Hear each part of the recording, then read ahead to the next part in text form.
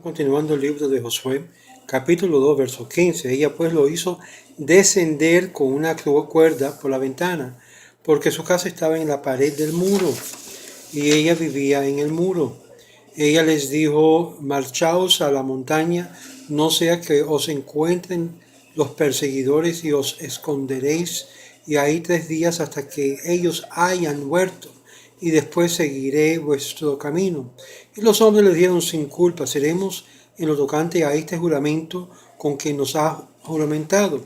Y he aquí que cuando entremos en la tierra, atarás este cordón de hilo escarlata para contraseña en la ventana por donde hiciste descender, y reunirás contigo dentro de la casa tu padre y tu madre y tus hermanos y toda la casa de tu padre. Y así será así, que la sangre de todo aquel que saliera de la puerta, casa afuera, será sobre su propia cabeza, y nosotros no seremos sin culpa. Pero en cuanto a todo aquel que estuviere contigo adentro o dentro de la casa, su sangre recaerá sobre nuestras cabezas si mano alguna le tocare. Mas si divulgáis este asunto, nuestros quedaremos desobligados de tu juramento con que nos ha juramentado, la cual ésta respondió conforme a vuestras palabras, así sea, y lo despidió y se fueron, y ella ató el cordón de escarlata a la ventana, y ellos pues caminaron y fueron a la montaña, y estuvieron ahí 3 días hasta que hubiese vuelto los perseguidores, y buscándoles los perseguidores en todo el camino, mas no los hallaron. Entonces se volvieron los 2 hombres, y bajando de la montaña pasaron el río, y vinieron a Josué, hijo de Nun, y refirieron todo lo que le había acaecido. Y dijeron: Josué, es cierto que ha dado el Señor de nuestras manos toda esta tierra, porque todos los moradores de la tierra desmayan a causa de nosotros. Y dice aquí en continuación, las cuevas de la montaña hasta que los perseguidores regresan, se halla el rastro de ellos, en Meam lo es, y ahí es donde reconocieron y los identificaron con los espías, y huyeron de la casa de Rahab, y así regresaron al campamento y fueron directamente donde Josué, pues nadie más sabía de su partida, y le dieron este informe amplio y detallado de la situación militar de la ciudad de Jericó y del estado anímico de los habitantes. Noten la palabra anímico porque es muy importante en este versículo. Aquellos que están siguiendo esa novela que está en Unimás de lo que es Josué, muy importante de entender que muchas de las cosas que están grabando en esa novela no de verdad sucedió, es parte creativa del escritor de la telenovela. Pero muy importante de ver que hay cosas que sí ocurrieron.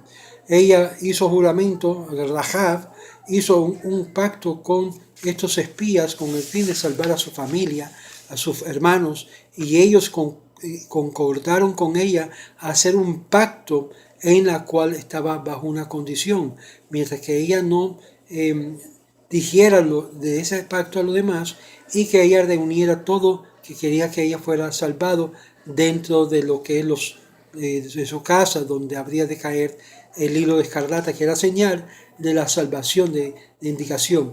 La casa de Rahab quedaba en el mismo muro, por lo tanto era muy fácil de poder identificarla y salir de lo que es la ciudad de Jericó, porque era una ciudad todo alrededor de paredes. Interesante que nos dice este mismo pasaje. Y ella lo marchó a la montaña y le dio la dirección. Y es ahí donde vemos y leemos que por causa que su casa estaba en el mismo muro, esto explica cómo pudieron huir a pesar de que la ciudad estaba cerrada. La pared de su casa era la continuación de su muralla. Y a las montañas ella se dijo que tomaran en el camino opuesto al que siguieron los oficiales del rey, para que estos le perdieran la pista. Las cuevas de la montaña os servirían como refugio. Quedan ahí por 3 días, y por inspiración divina supo que ellos volverían a su campamento al tercer día. Como dice, Nekiyim anu mishpatech. Y en estos versos los espías advierten a Rahab del peligro que corría si no seguía sus instrucciones al pie de la letra. Es decir, si no colocaba la señal del hilo, hilo rojo, en la ventana de la puerta hacia afuera, en cuyo caso ellos no serían responsables de su muerte y sería un suicidio. Como hablaste, así será, para que nadie sospechara que existía un acuerdo con los espías de Israel, y ella esperó hasta que los judíos iniciaran el ataque para colocar el hilo rojo en la ventana. Vayeshvei-sham sheleshet yamim, y los espías se quedaron escondidos 3 días en las cuevas de las montañas hasta que los perseguidores regresaron sin hallar rastro de ellos. Y esto también menciona en Meam Loez. Dice Vayashuvu shenehan anashim, y volvieron los espías y bajaron del monte, y el texto recalca que la palabra de Dios para indicar que ellos volvieron separadamente al fin de que el contraespionaje cananita no se reconociera o se identificaron con los 2 espías que huyeron a la casa de Rahab, y así regresaron al campamento y fueron directamente donde Josué, pues nadie más sabía de su partida, y le dieron un informe amplio y detallado de la situación del militar de la ciudad de Jericó y del estado anímico de los habitantes. En contraste de la novela, vas a ver que en la Torah o en el pasaje de Josué, ya los habitantes estaban en un estado deprimido, no tenían la habilidad de ir a enviar espionaje contra los israelitas. Es decir, no como muestra la novela, que fueron allá a espiar el campamento de Israel. Todo eso no ocurrió. Más bien, el estado mental de los habitantes del ejército y aún del rey era anímico.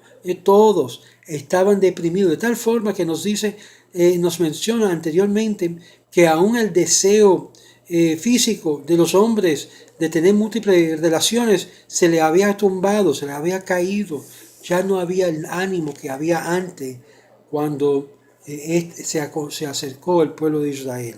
Veremos el capítulo 3 más adelante, porque obviamente leemos que por la mañana madrugó Josué y se levantó el campamento de Shittim y vinieron a Jordán, y ocurrió un gran milagro ahí, parecido a lo que pasó con Moshe cuando los egipcios estaban huyendo y partió el mar en 2.